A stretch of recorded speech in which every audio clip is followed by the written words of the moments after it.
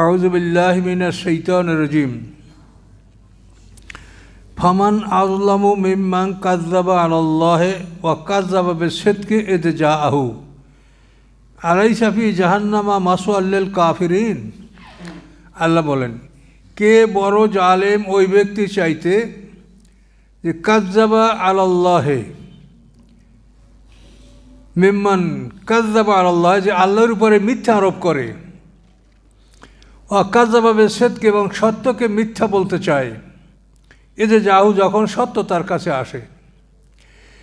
মানে সে লোকটার অবস্থা হলো আল্লাহকে মিথ্যা মনে করে, আল্লাহকে অস্বীকার করে এবং সত্যকে অস্বীকার করে, অর্থাৎ আল্লাহর পক্ষ থেকে আসমানি কেতাব এই সত্যকে সে অস্বীকার করে। এ যে যাহু, যখন এই সত্য তার কাছে আসে। আল্লাহ বলেন, আলাইসা ফি জাহান্নামা মাসওয়াল লিল কাফিরিন, কাফেরদের ঠিকানা জাহান্নামে নয় কি? অবশ্যই। আল্লাযী জাআ বিস-সিদকি ওয়া সাদ্দাকা বিহি, এবং যিনি সত্য নিয়ে এসেছেন এবং তিনি সত্যকে সত্য বলে স্বীকার করেছেন, উলাইকা হুমুল মুত্তাকুন, এরা মুত্তাকি। সত্য নিয়ে এসেছে অর্থাৎ আসমানি কিতাব কোরআন নিয়ে আসছেন এবং এই কোরআনকে তিনি সাক্ষ্য দিয়েছেন, সত্য বলে স্বীকৃতি দিয়েছেন, এরা হচ্ছে মুত্তাকি। এদের জন্য লাহুম মা ইয়াশাউনা ইনদা রাব্বিহিম, তাদের জন্য যা কিছু তারা চাবে রবের কাছে সব কিছু তারা পাবে। যালিকা জাযাউল মুহসিনিন, এবং এটাই হচ্ছে সৎকর্মশীলদের পুরস্কার। তারা যা চাবে জান্নাতে তাই পাবে। এবং আল্লাহ বলছেন যে আমার পক্ষ থেকে আরও অতিরিক্ত নেয়ামত দিব। লাহুম মা ইয়াশাউনা ফিহা ওয়া লাদাইনা মাজিদ, তারা যা চাবে তা তো পাবেই, আমার পক্ষ থেকে আমি আরও অতিরিক্ত দিব, যেটার নাম তারা জানে না, চেনে না। আপনি দেশে একটা 5 স্টার হোটেল গেলে আমাদের মতো মানুষ খাদ্য তালিকা দেখে আমরা চিনতেই পারবো না যে এটা কী খাবার, কোনটা কী। অথচ ওর মধ্যে এমন নাম আছে আমরা জানি না, কিন্তু খুবই উন্নত মানের, কিন্তু আমরা নাম জানি না। তা আল্লাহ বলেন যে তোমরা যা চাবে তা তো আমি দেবই, পরন্তু আমি আমার পক্ষ থেকে তোমাদেরকে অতিরিক্ত নেয়ামত দিব। এবং দৈনিক অন্তত 2 বার ফেরেশতারা আল্লাহর পক্ষ থেকে নেয়ামত নিয়ে জান্নাতবাসীর গৃহে প্রবেশ করবে অনুমতিক্রমে।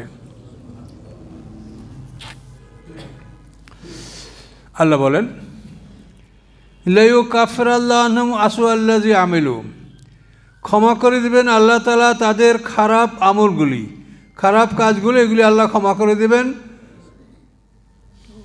ওয়ায়াজিয়াহুম আজরাহুম বিহাসানিল্লাযী কানু ইয়ামালুন, এবং তাদেরকে পুরস্কার দিবেন তাদের কর্মের বিহাসানিল্লাযী কানু ইয়ামালুন, যা করেছে তার চেয়ে উত্তম। কলমা পড়লে পিছনে সব গুণে মাফ হয়ে যায়। একটা মানুষ খুন করেছে, চুরি ডাকাতি জেনা সবই করেছে, যে যখন সে লা ইলাহা ইল্লাল্লাহ এই বাক্য পাঠ করে ঈমান আনে, তখন তার পিছনে সব গুনাহ আল্লাহ মাফ করে দেন।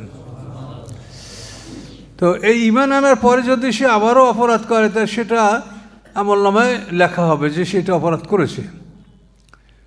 এবং এগুলি ন্যাক এবং বদ দুটা হিসাবের পরে, ওজনের পরে যার ন্যাক ভারী হবে সে জান্নাতে যাবে বিনা হিসাবে, আর যার ন্যাক হালকা হবে সে দোজখে শাস্তি ভোগ করবে। এবং শাস্তি ভোগ করার শেষে কোনো একদিন শাফাআতের মাধ্যমে সে জান্নাতে যাবে, যদি শিরক নিয়ে তার মৃত্যু না হয়ে থাকে। শিরক নিয়ে মৃত্যু না হয়ে থাকলে তারা মুক্তি পাবে একদিন।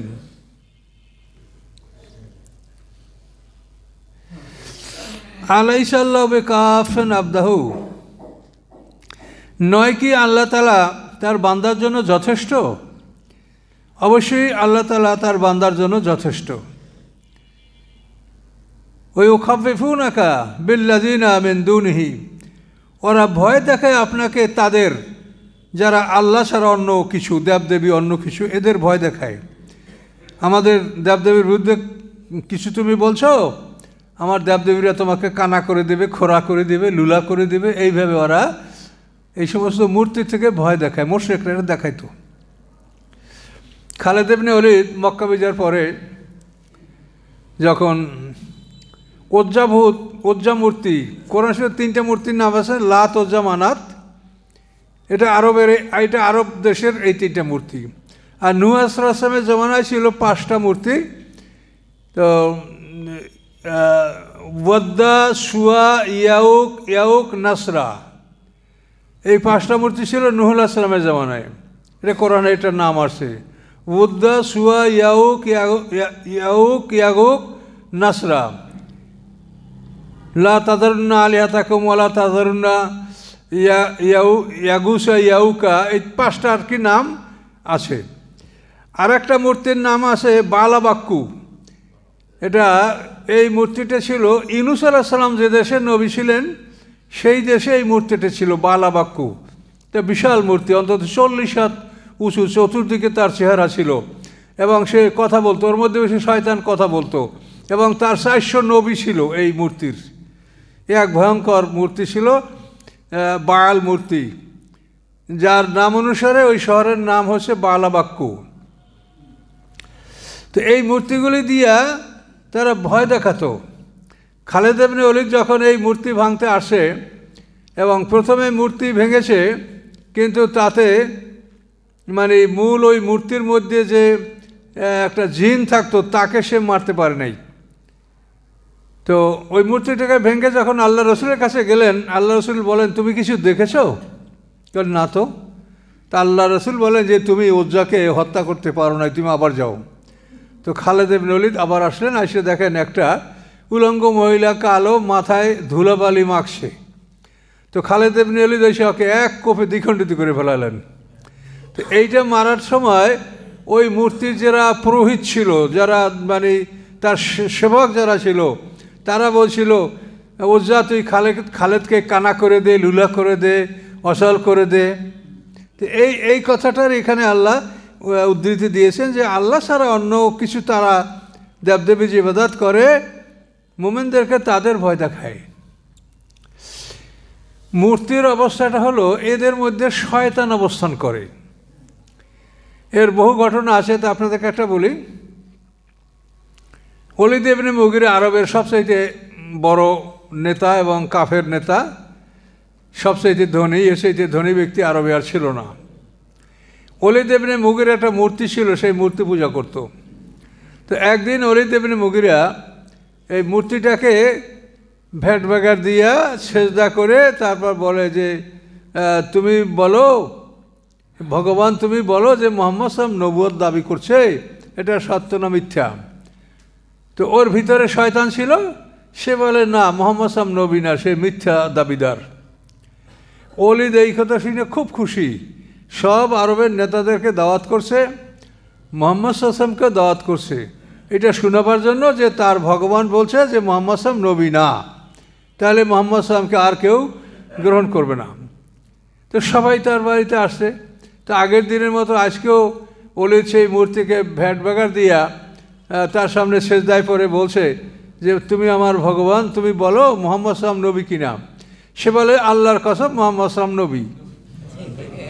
অবাক কাণ্ড। এখন সবাই সি করে যে তুমি আমাদেরকে এই কথা শোনাবার জন্য এখানে নিয়ে এসো, আমরা তোমার বাড়ি খানা খাবো না। সব রাগ করে চলে যাচ্ছে। আল্লাহ রসুলও চলে যাচ্ছেন। আল্লাহ রসুল দেখেন এক ব্যক্তি ঘোড়ায় সওয়ার, তার তলোয়ারে তাজা রক্ত। তখন আল্লাহ রসুল বলেন যে তুমি কাকে খুন করেছো, তোমার তলোয়ার থেকে রক্ত ঝরছে? তখন বলে ইয়া রাসূলুল্লাহ, এই ওলীদ ইবনে মুগীরা যে মূর্তি, ওইটার মধ্যে একটা মুশরিক জিন ছিল। তো আমি মুসলমান জিন, আমি ওকে হত্যা করে আমি ওর মূর্তির মধ্যে ঢুকে আমি সাক্ষী দিছি যে আল্লাহর কসম মুহাম্মদ সাল্লাল্লাহু আলাইহি ওয়াসাল্লাম নবী।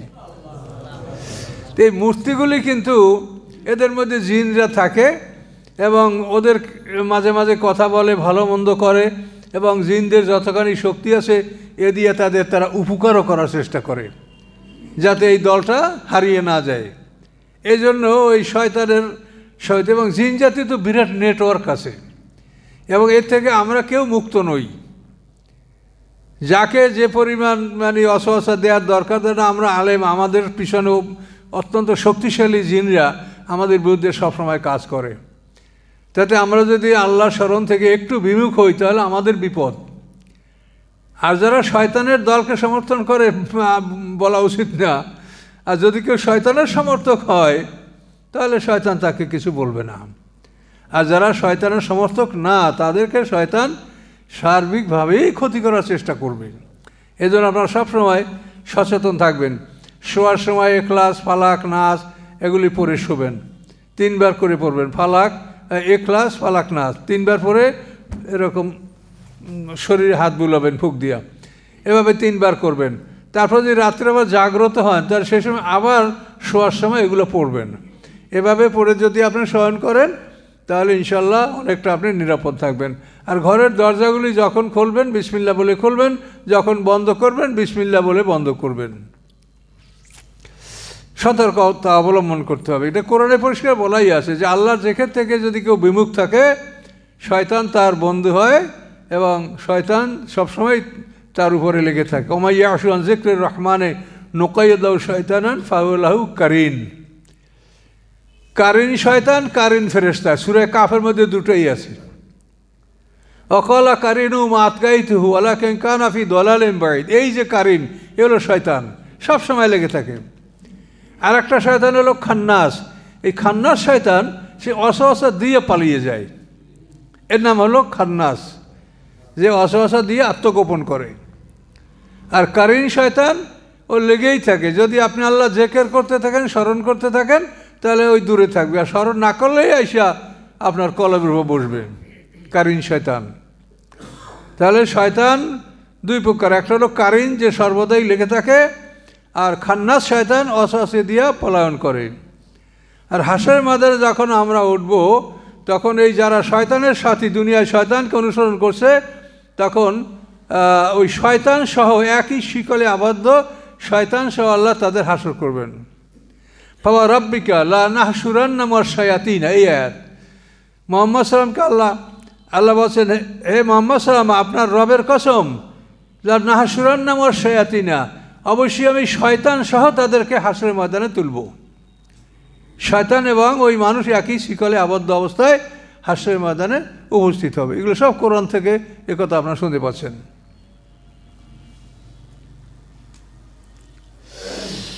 আচ্ছা, অমায়ুদুল্লাহ ফামা লাহু মিন হাদ। যাকে আল্লাহ বিপদগামী করেন তার জন্য কোনো পথ প্রদর্শক নাই। তো আল্লাহ তাআলা কাউকে বিপদগামী করে সৃষ্টি করেন নাই। সৃষ্টির বেলায় সবাইকেই সমান ব্যালেন্স, মানে নফসে মুতমাইন্না, নফসে আম্মারা, এই দুইটা শক্তি তো, ফুজুর এবং তাকওয়া, ফালহামাহা ফুজুরহা ওয়া তাকওয়া, এটা সবাইকেই দান করছেন। এখন কেউ যদি নফসে মুতমাইন্নাকে একেবারে মানে খাদ্য না দিয়া তাকে একেবারে যদি নির্মূল করা, সে নির্মূল হবে না, ভিতরে থাকবে কিন্তু নিষ্ক্রিয় থাকবে। তো এইভাবে যদি কেউ অন্যায়ের পথে চলতেই থাকে, তো আল্লাহ তার জন্য মানে সৎপথের ব্যবস্থাটা আল্লাহ তাআলা রাখবেন না। ওটা ও যা চায় ওই সেটি আল্লাহ ওকে করতে দিবেন, যে তুই যা চা তাই তুই কর। আল্লাহ তাআলা জন্মগতভাবে কাউকে বিপদগামী করে সৃষ্টি করেন নাই। এখন আল্লাহ তাআলা আপনাকে ইঞ্জিন দিয়েছে, এখন আপনি কোন পথে গাড়ি চালাবেন সেই তেল আপনি ঢুকাবেন। নফসে মুতমাইন্না ইঞ্জিন ভিতরে আছে। এই নফসে মুতমাইন্নাকে যদি আপনি সক্রিয় করতে চান, তাহলে আপনার আল্লাহর ওহী আপনি ভিতরে ঢুকান। আর যদি নফসে আম্মারা, শয়তানের ওহীকে আপনি, নফসে আম্মারাকে যদি আপনি সক্রিয় করতে চান, তাহলে আপনি শয়তানের ওহী এখানে ঢুকাবেন। শয়তান অর্থাৎ আল্লাহর কোরআন এর সম্পৃক্ততা এর সাথে যেগুলি আছে, কোরআনের সাথে ধরেন আরও যেগুলি জ্ঞানের হাদিস বলেন, রাসূলের জীবনী, ফিকহ, উসুল, এই বিভিন্ন, এগুলি সব মানে আপনার আল্লাহর ওহীর ব্যাখ্যার মধ্যে আপনার আসবে। এগুলির বাইরে নোবেল, নাটক, গান, গজল ইত্যাদি যেগুলি আছে, এগুলি শয়তানের ওহী। কাজে এখন আল্লাহ তাআলা আপনার আমার মধ্যে 2টা ইঞ্জিন দিয়েছে, কিন্তু তেল আল্লাহর ব্যবস্থা করে রেখেছে, কিন্তু আপনি সেই তেলটা নিজের ইচ্ছায় আপনাকে ওখানে ঢুকাতে হবে। এই জন্য যে মানুষগুলি জন্মগতভাবেই মানে অর্থাৎ জন্মের পরেই দেখেন অনেক ছেলেমেয়েরা, আপনারা বাচ্চাদেরকে রেখে মসজিদে আসতে পারেন না, বাচ্চা আপনারা কোলে করে ঘাড়ে করিয়ে মোটরসাইকেল করে অনেকে বাচ্চা নিয়ে আসতে বাধ্য হয়েছে, এমনভাবে তারা করে যে তাদেরকে রাখা যায় না। এই ছোটোবেলার থেকে যারা এইভাবে নফসে মুতমাইন্নার সাইড যাদের ভালো থাকে, তারা 7 বছর বয়স থেকেই তারা রোজা নামাজ করে এবং 10 বছর বয়সে তারা পূর্ণাঙ্গভাবে রোজা নামাজ করে। মানে 10 বছর পার হয়ে যাওয়ার পরে একজন হাফেজ, তার বয়স যদি 10 বছরের অধিক হয়, সে নাবালেগ, কিন্তু তাই সে ইমামতি করতে পারবে, সবাই তার পিছনে নামাজ পড়তে পারবেন। কারণ 10 বছরের মধ্যে একটা মানুষের মানে পূর্ণাঙ্গ দিন সম্পর্কে তাকে জ্ঞান অর্জন করতে আল্লাহ রসুল বলেছেন। মুরু আওলাদাকুম বিসসালাতিহুম আবনাউ সাবা সিনিনা ওয়াদরিবুহুম আলাইহা ইযা বালাগু আশারা সিনিনা। আর রসুল বলছেন, তোমার সন্তানদেরকে 7 বছরে তোমরা তাদেরকে নামাজ শিক্ষা দাও।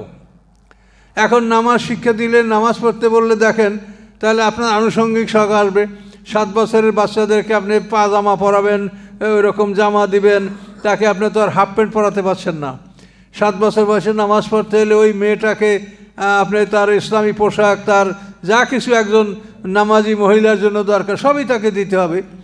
এইভাবে একটা পরিবেশে যখন একটা মানুষ বড় হয়, তখন তার মধ্যে নফসে মুতমাইন্না সক্রিয় হয়।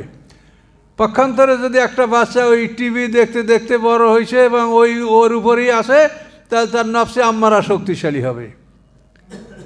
এখন আপনি যদি নফসে মুতমাইন্নাকে ডেভেলপ না করেন, ব্যবহার না করেন, আল্লাহর ওহী যদি আপনি এখানে না ঢুকান, তো এটা আপনি বিপদগামী হবেন, এটাই কোনো কিছু কারো করার নাই। এই জন্যে আল্লাহ বলে যে আল্লাহ যাকে বিপদগামী করেন, তা আল্লাহ বিপদগামী করে কীভাবে, সিস্টেমটা আপনি দেখেন।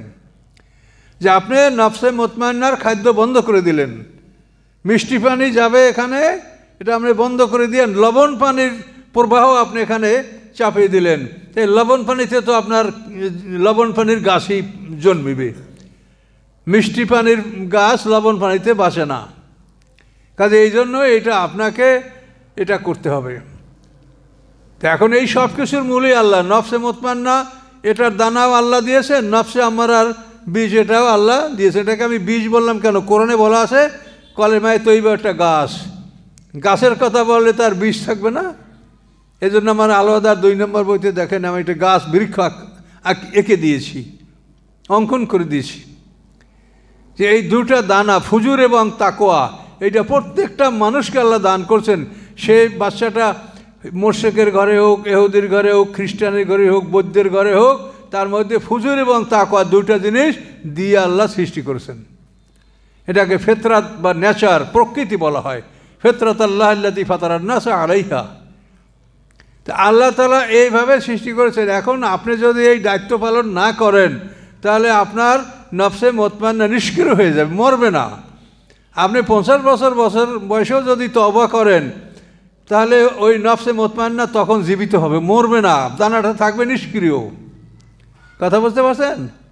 কাজে এই দানা 2টা এটা মরবে না, ভিতরে থাকবে, কিন্তু যেটার তেল আপনি দেবেন সেদিকে ও কাজ করবে। কাজে আল্লাহ যাকে বিপদগামী করে, বিপদগামী আল্লাহ এমনিই করে না যে জন্মগতভাবে তাকে আল্লাহ নফসে মুতমাইন্না দান করেন নাই, এরকম কিন্তু না। নফসে মুতমাইন্না আপনার আমার মধ্যে আছে, নফসে আম্মারাও আছে। এখন কোনটার খাদ্য আপনি দিবেন, এটা হলো আপনার কাজ, এটা হলো আপনার কাজ। কাজে এগুলা বুঝতে হবে। এগুলো তো মনে হয় যে ম্যাক্সিমাম লোকে জানেই না যে আমার ভিতরে কি কি আছে। একটা দেহের গঠন প্রণালী যেটা আল্লাহ কোরআন হাদিসে বলেছেন, সেটা তো আমার মনে হয় যে 90% লোকই জানে না যে আমার সৃষ্টিটা কেমন। সে জানে শরীর এটাকে রক্ষা করতে হবে, এই জন্য মাসে একবার চেক আপ করো, ডাক্তার দেখাও, সব কিছু পরীক্ষা নিরীক্ষা করো, এটা সে বোঝে। কিন্তু যে কারণে আপনি জীবিত আছেন, সেই প্রাণটা অর্থাৎ নফসে মুতমাইন্না, নফসে লাওয়ামা, নফসে আমরা রূহ, এই 4টা জিনিসেরও তো পরিচর্যা আছে, তাদের সেবা যত্ন আছে, তাদের খাদ্য আছে। কিন্তু সে ব্যাপারে আপনি যত্নবান যদি নাই হন, তাহলে কি করে আপনি ভালো মানুষ হবেন বলেন? এগুলো তো জানতে হবে যে দৈহিক খাদ্য বর্জন করলে যেমন একটা মানুষ দুর্বল হয়ে পড়ে, ওইভাবে যদি আত্মার খাদ্য এই যে আপনার নামাজ পড়লেন, 5 ওয়াক্ত সালাত, হ্যাঁ, অনেক আছে কি নামাজ না পড়লে কি ওনার দিল ভালো, মন ভালো, ভালো মানুষ। উনি নামাজ পড়ে না, উনি ভালো মানুষ। নামাজ না পড়লে কী করে ভালো মানুষ হয়? তাহলে তার খাদ্য বন্ধ করে দেন। যদি খাদ্য বন্ধ করার পরে তার স্বাস্থ্য ভালো থাকে, তাহলে আমরা মেনে নেব যে নামাজ না পড়লেও সে ভালো মানুষ। কি একটা ডাইরেক্ট। নামাজ না পড়ে যদি ভালো মানুষ হওয়া যায় তো খাদ্য বন্ধ করে দিলেও আপনি স্বাস্থ্যবান থাকবেন। তো খাদ্য বন্ধ করেন, একদিনের খাদ্য বন্ধ করে দেখেন যে পরের দিন তার অবস্থা কী হয় কি। তাহলে আপনার সেই রূহ এবং নফসের খাদ্য আল্লাহ তাআলা যেটা নিজে নির্ধারিত করে দিয়েছেন, যিনি সৃষ্টিকর্তা তিনি বলেছেন যে তোমাকে এই ব্যবহার করে তোমার রুহকে নফসে মুতমাইন্নাকে তুমি সজীব রাখবে। আপনি সেইটা মানবেন না, আপনি নামাজ পড়েন না, লোক খুব ভালো কি কমিউনিস্ট পার্টি করে তাতে কি, কিন্তু লোক সৎ খুব, তাই না? কাজে এগুলো আপনাদের মুখের কথা, এগুলো আল্লাহর কথা না। আল্লাহর কথা হলো এই আইনের কথা। আপনি একটা মানুষ সঠিকভাবে সঠিক পথে থাকবে, এজন্য যে আল্লাহর দিন শরিয়াত এটা যদি আপনি অনুশীলন না করেন তো আপনি কোনোভাবেই দাবি করতে পারেন না যে এই লোকটা ভালো কাজ করবে। সে চোখের আড়াল হলেই, সে অন্ধকার পেলেই সেখানে সে অন্যায় জুলুম অত্যাচার সব কিছু সে করবে। কাজে এই জন্য এই জিনিসটা বুঝতে হবে আপনাকে যে মানুষ ভালো কি করে হয় আর মানুষ মন্দ কি করে হয়। আপনি একক তো খাবার যদি আপনি খারাপ খান তাহলে আপনি দুর্বল হয়ে বা আপনার খারাপ লাগে। আপনাকে বিশুদ্ধ খাবার উপযুক্ত খাদ্য খাইতে হবে। ঠিক সেইভাবে আপনাকে নামাজটাও তো সুন্দর করে পড়তে হবে। নামাজের সূরা কেরাত মানে আর দোয়া তাসবিহ যেগুলি আছে সেগুলি যদি আপনি সঠিকভাবে আপনি যদি সেগুলি ব্যবহার না করেন তাহলে মনে করবেন যে আপনি ভেজাল খাদ্য খেয়েছেন, আপনার অস্বস্তি লাগছে, খারাপ আপনার বোধ হচ্ছে দেহটা। কারণ এই জন্য এই বিষয়গুলি মৌলিক বিষয়, এই বিষয়গুলি আপনাকে জানতে হবে। এবং আল্লাহ রসুলের সাথে যারা জীবনযাপন করেছে তারা এই বিষয়গুলিতে সম্পূর্ণ পাকাপোক্ত হয়েছে। এই জন্য এই সাহাবী এদের যে একটা মর্যাদা আলাদা, এটা এই কারণেই যে আল্লাহ রসুলের সাথে থেকে থেকে তারা জীবনযাপন করেছে এবং আল্লাহ রসুলের সমস্ত কর্মকাণ্ডগুলি তারা দেখেছে, হুবহু তারা সেটা আমল করেছে। এই জন্য এই সাহাবী, এই সিনিয়র সাহাবীদেরকে অনুকরণ করার জন্য কোরআনে আল্লাহ আদেশ করেছেন যে তাদের তোমরা অনুকরণ করো, সিনিয়র সাহাবীদের।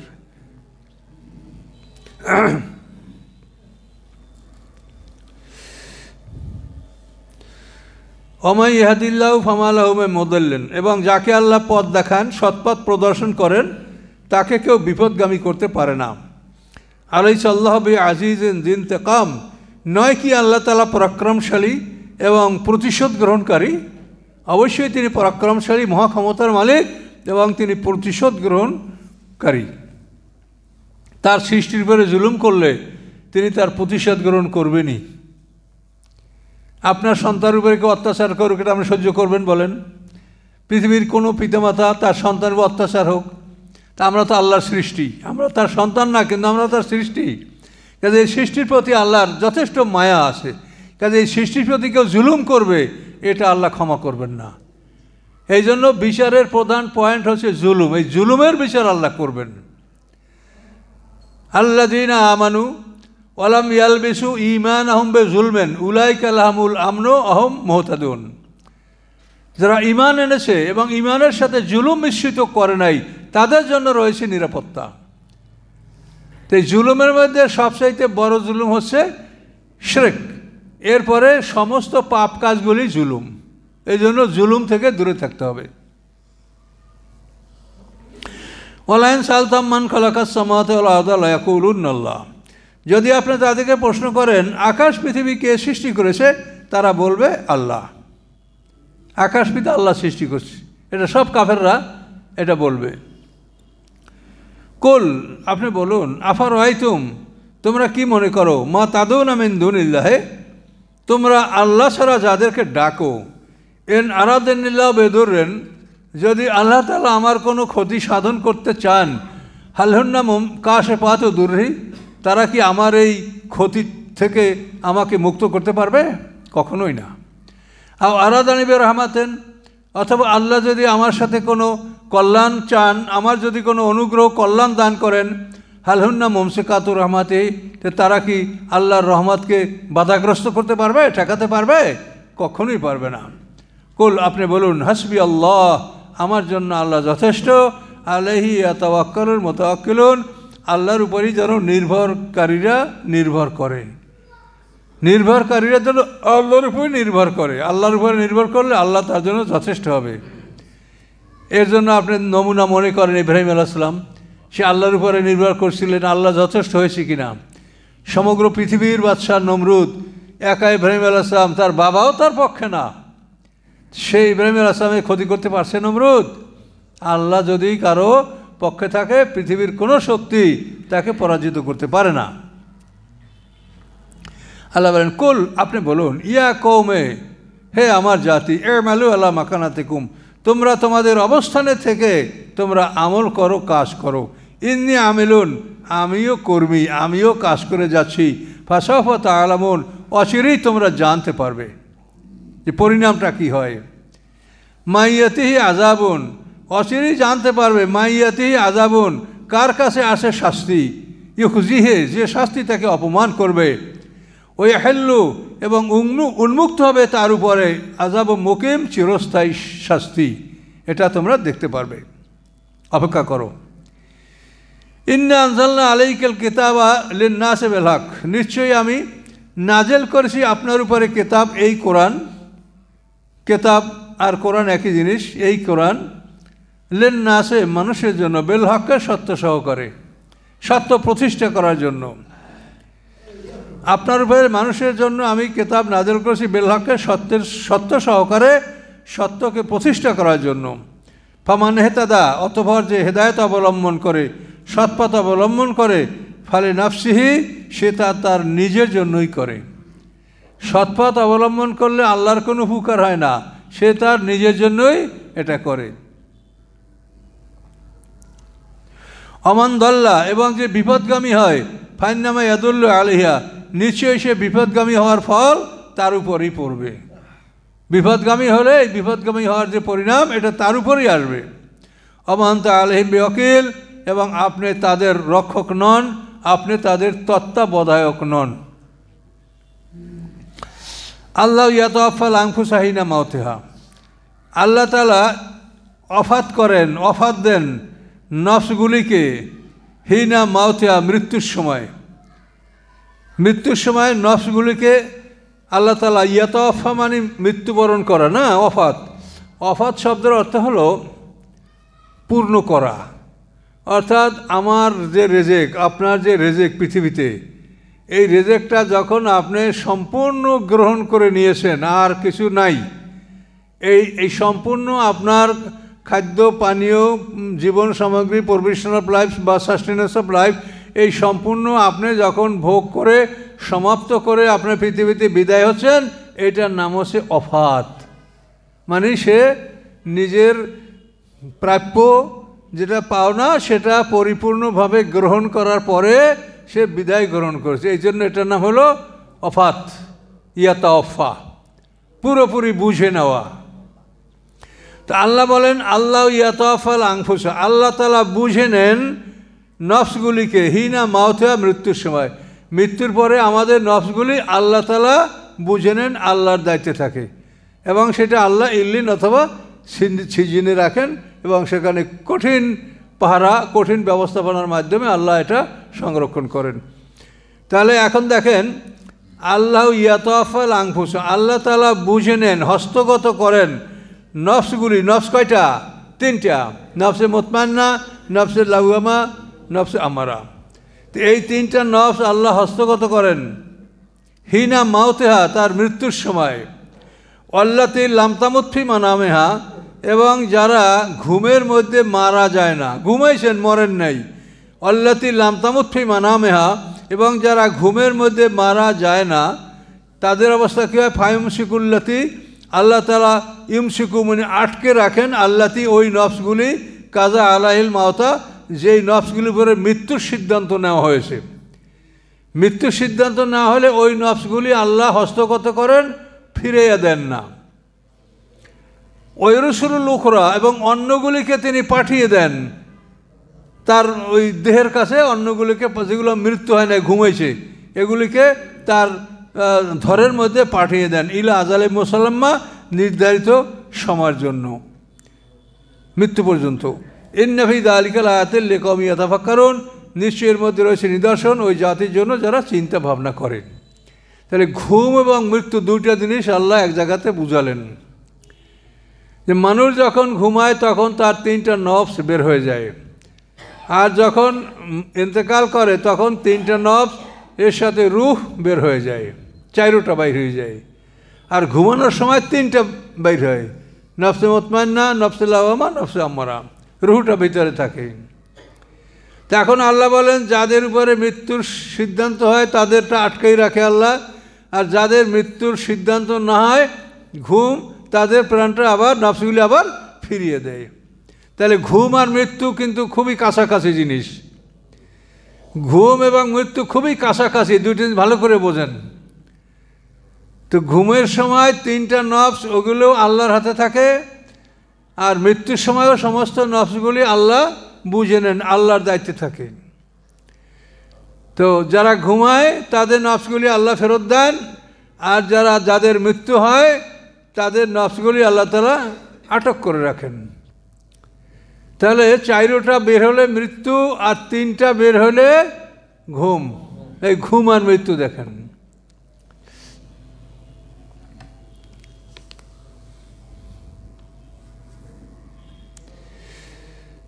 আচ্ছা, ইত্তাখাযু মিন দুনিল্লাহি শুফাআ, আল্লাহ ছাড়া তারা অন্যদেরকে শাফাতকারী নির্বাচন করে।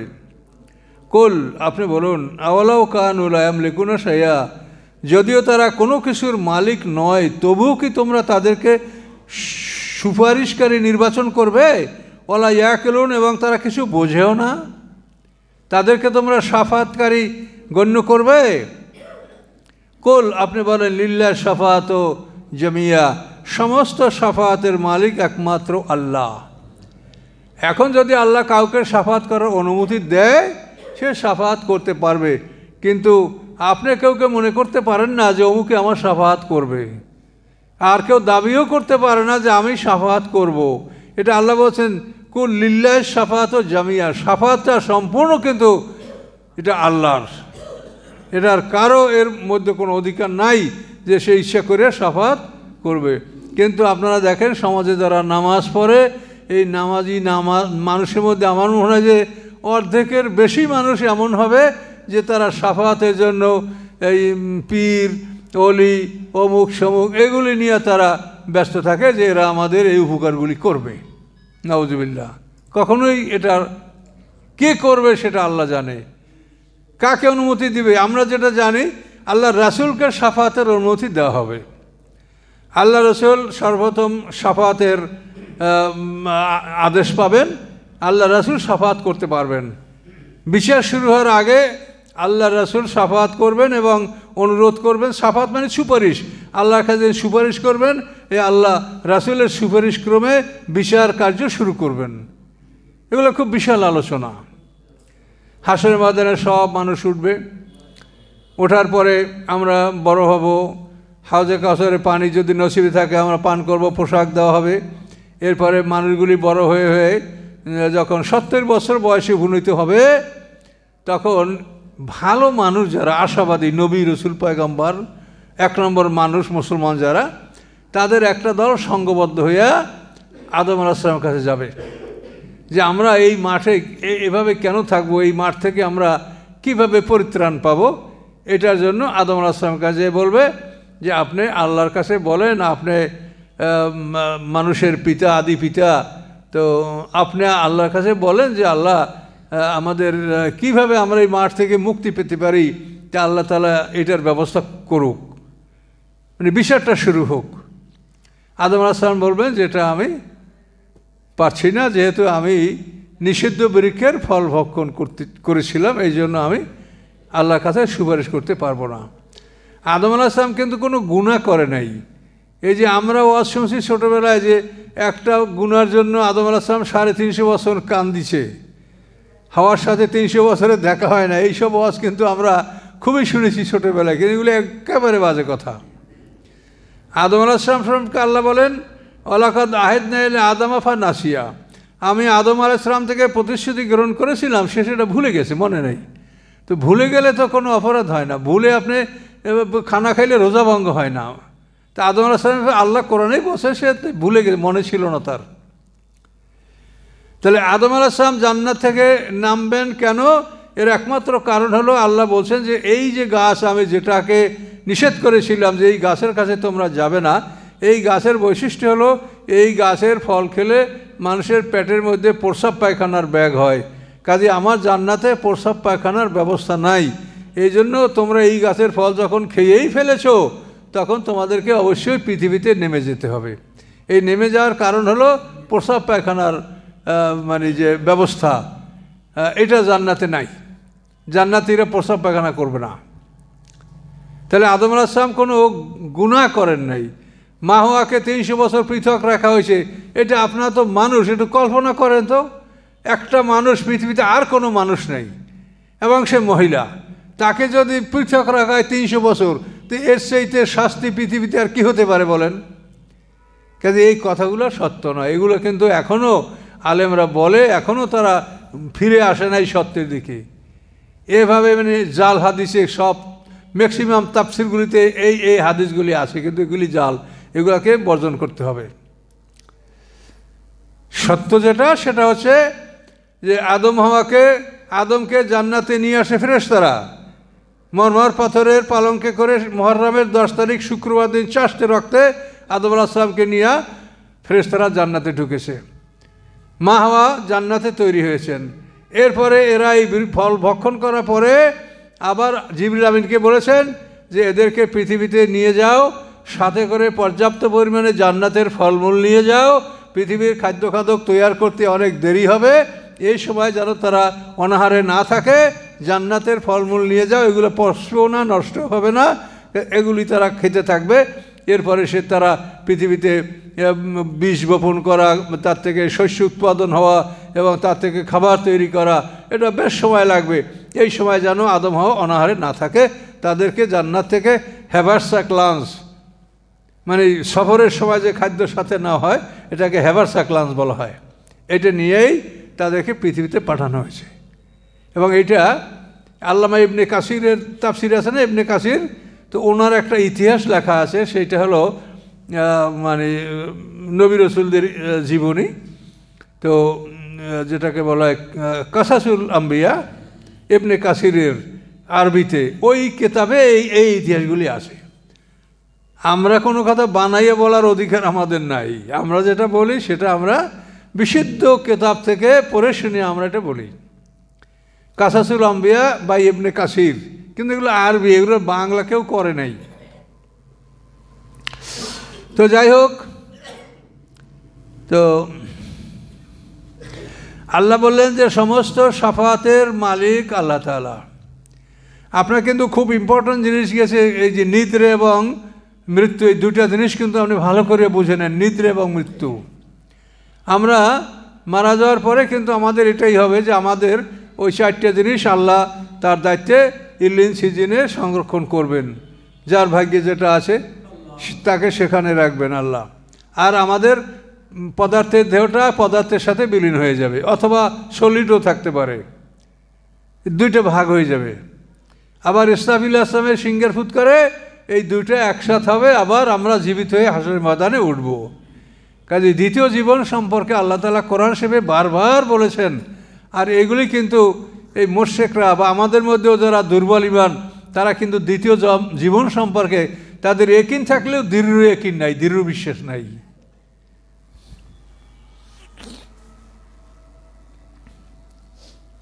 কুল্লিল্লাহ শাফাআতু জামি, আপনি বলেন সমস্ত শাফাআতের মালিক আল্লাহ। লাহু মুলকুস সামাওয়াতি ওয়াল আরদ, আকাশ পৃথিবীর রাজত্ব তার। আকাশ পৃথিবীর রাজত্ব তার। দেখেন এখন কত বড় সাম্রাজ্য, কত বড় সাম্রাজ্য যে আকাশ এবং পৃথিবী, এর রাজত্বকার আল্লাহর। সুম্মা ইলাইহি তুরজাউন, তোমরা তার কাছেই প্রত্যাবর্তিত হবে, তার কাছেই তোমাদেরকে ফিরিয়ে আনা হবে। তোমরা কি করেছো, কি ভালো করেছো, মন্দ করেছো, আল্লাহর পথে কাজ করেছো না শয়তানের পক্ষে কাজ করেছো, এটা সেদিন দেখা হবে। তারপর তোমরা সবাই আল্লাহর দিকে ফিরে আসবে।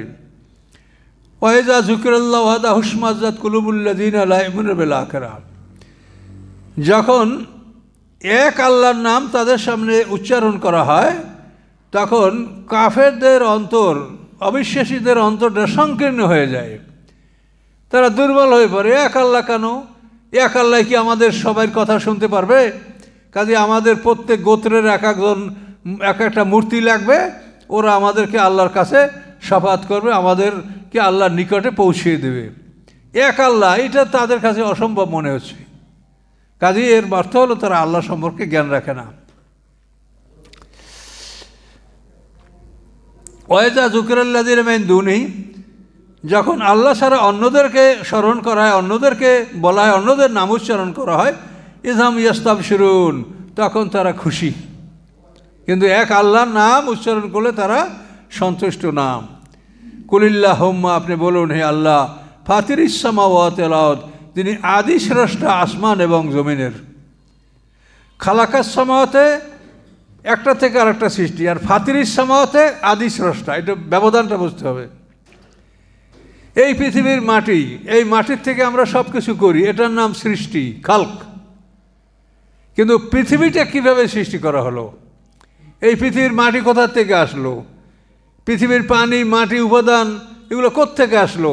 তো এইটা যে সৃষ্টি করেন তার নাম হচ্ছে ফাতিরিস সামাওয়াতে বা বাদিউস সামাওয়াতে, আদি স্রষ্টা, অরিজিনেটর।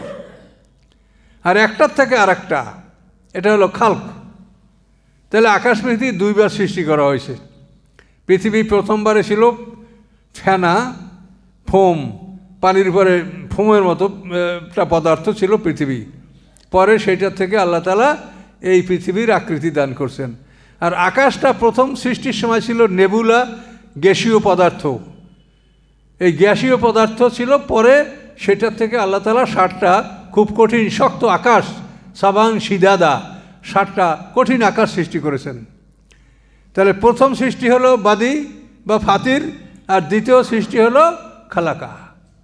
একটা থেকে 8টা সৃষ্টি, এটার নাম খালাকা। আর যে আদি স্রষ্টা, কোথার থেকে আল্লাহ উপাদান নিয়েছেন এই পানি সৃষ্টি করার, এই অক্সিজেন সৃষ্টি করার, এই মাটি সৃষ্টির উপাদান কোথার থেকে আল্লাহ নিয়েছেন, এর কোনো জ্ঞান আমাদের আছে? নাই। ফাতিরিস সামাওয়াতি ওয়াল আরদ, তিনি আকাশ পৃথিবীর আদি স্রষ্টা। আলিমাল গায়বি ওয়াশ শাহাদা, তিনি দৃশ্য অদৃশ্য সব কিছু সম্পর্কে জ্ঞাত, পরিজ্ঞাত। আনতা তাহকুমু বাইনা ইবাদিকা ফিমা কানু ফি ইয়াখতালিফুন, হে আল্লাহ, আপনি আদেশ দিবেন আপনার বান্দাদের মধ্যে ওই সমস্ত বিষয়, যে সমস্ত বিষয় তারা মতভেদ করতেছিল, এই মতভেদের বিষয়গুলি আল্লাহ তাআলা ফয়সালা দান করবেন। ওয়ালাউ আন্নাল্লাযীনা যালামু মা ফিল আরদি জামিয়া, যদি হতো জালেমদের জন্য সব কিছু যা আছে পৃথিবীর মধ্যে, অমিসলাহু মাহু, এবং এই পৃথিবীর আরও একটা পৃথিবীর সম্পদ যদি একসাথে তাদের হতো, লাফতাদাউ বিহি, তার দ্বারা যদি তারা নিজেকে মুক্তি করার চেষ্টা করত, মিন সুইল আযাবে, সেই নিকৃষ্ট শাস্তি হতে ইয়াউমাল কিয়ামা, কিয়ামতের দিন, তবুও তারা এটা চেষ্টা করত। এই পৃথিবীর সম্পদ তার, আর আরও একটা পৃথিবীর সম্পদ তার সাথে যদি তার হয়, এই সব দিয়ে সে নিজেকে মুক্ত করার চেষ্টা করত। কিন্তু আল্লাহ তাআলা কী করবে? আল্লাহর এই সম্পদের কোনো প্রয়োজন আছে? অবাদালাম মিনাল্লাহি মা লাম ইয়াকুনু ইয়াহতাসিবুন, এবং আল্লাহর পক্ষ থেকে তাদের উদ্দেশ্যে এমন কিছু প্রকাশ পাবে যা তারা ধারণা করতে পারে নাই। মানে সমস্ত আমলগুলি মানে একেবারে মানে এক হইতে 100, সব কিছু, কোনো কিছুই বাদ থাকবে না। আমরা যা করেছি, আমরা সবাই জীবনের প্রথম থেকে শেষ পর্যন্ত আমাদের আমলগুলো মনে করতে পারবো না, পারি? কিন্তু আমলনামা দেখবেন যে সব সেখানে একেবারে time to time, to the point সব লেখা, অত্যন্ত ভয়ঙ্কর। অবাদালাম সাইয়াতু মা কাসাবু, এবং প্রকাশ পাবে তাদের সেই অন্যায়গুলি যা তারা পৃথিবীতে করেছে। ও হাকাবিম মা কানু বিহি ইস্তাহজিউন, এবং তাদেরকে ধ্বংস করবে ওই সব কিছুই যা নিয়ে তারা উপহাস করতেছিল। হ্যাঁ, আবু জাহেলকে জাক্কুম, জাক্কুম, এ তো খেজুর ভিজানো পানি, হ্যাঁ, জাক্কুম, খেজুর ভিজানো পানি। তারপরে আবু জাহেল বলে যে তোমরা মুহাম্মদ সাল্লাল্লাহু আলাইহি ওয়াসাল্লাম কী বলে দেখো, দোজখ নাকি আগুন, তার মধ্যে আবার গাছ হবে। আগুনে কি গাছ হয়? এসে বলো আবু জাহেলের বুদ্ধি, আগুনের মধ্যে গাছ হয় না। পানির মধ্যে বাগান হয়, হয় কি না বলেন? পানির মধ্যে বাগান হয়, পানির মধ্যে অত সুন্দর বাগান আছে। তো পানির মধ্যে যদি বাগান হতে পারে, তা আগুনের মধ্যেও গাছ হতে পারে। আবু জাহেল বহুত ঠাট্টা করেছে। যখন কোরআন শরীফে আসে আলাইহিয়া তেসাতে আসার জাহান্নামের ফেরেশতা 19 জন। তখন আবু জাহেল বলে, এই বেটারা বোকা, তোরা মর। বলে, কেন মরবো কেন? দেখো না মোহাম্মদ সাল্লাম বলে কি যে দোজখের ফেরেশতা 19 জন, তো তোরা কি লোকজন কম? সবাই মিলে 19 জন ফেরেশতাকে তোরা বাঁধে ফেলবি, আমরা সবাই মিলে বাঁধে ফেলবো। এই ফেরেশতা দিয়ে বাঁধেই ফেলতে পারি, তাহলে তো জান্নাত জাহানের মালিক আমরা। মুসলমানকে ওই দোজখে ঢুকাই দেবো, আমরা নিজেরা জান্নাতে যাব। কি আবু জাহেলের বুদ্ধি! ফেরেশতা 19 জন আলাইহিয়া তেসাতে আসার, এখন এইগুলো বাঁধিয়া তার আবু জাহেল এগো ফেরেশতা বাঁধিয়ে রেখে বেসতে যাবে। আরে বেটা, তুমি ফেরেশতা বানবা? এই যে আল্লাহর আরশ বহনকারী ফেরেশতা, এই এক একজন ফেরেশতা তার বর্তমান পৃথিবীর 2টা পৃথিবীর সমান এক একজন ফেরেশতা, যে আল্লাহর আরশ বহনকারী। মেরাজ রাতে আল্লাহ রসুল আল্লাহর কাছে বলেছেন যে আপনার আরশ বহনকারী ফেরেশতার একজন ফেরেশতার সাথে আমি কথা বলবো, আল্লাহ অনুমতি দিয়েছেন। তা আল্লাহ রসুল একজন আরশ বহনকারী ফেরেশতার সাথে কথা বলেছেন। তো সেখানে আল্লাহ রসুল বলেছেন যে তার কাঁধ হতে কানের লতি 700 বছরের রাস্তা। এখন আবু জাহেলের কি দড়ি আছে যে ফেরেশতা বানবে?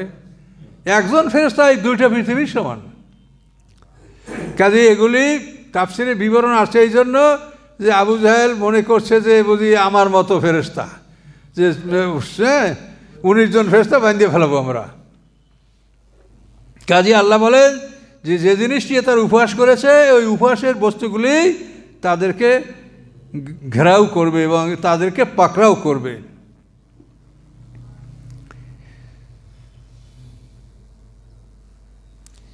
তো আমরা এই 49 নম্বর পর্যন্ত থাক, আমরা 50 নম্বর থেকে পরে